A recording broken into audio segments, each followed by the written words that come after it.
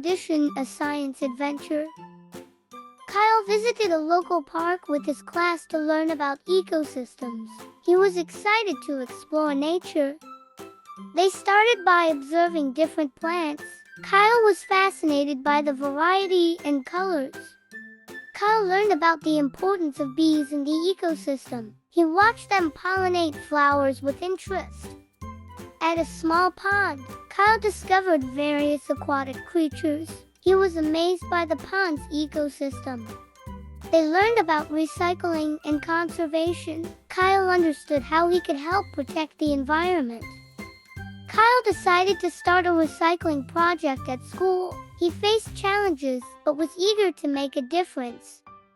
With support from friends and teachers, the project was a success. Kyle felt proud of his contribution.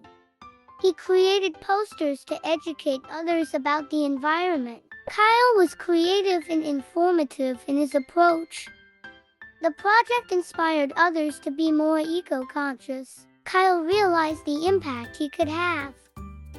Kyle's adventure deepened his love for science and the environment.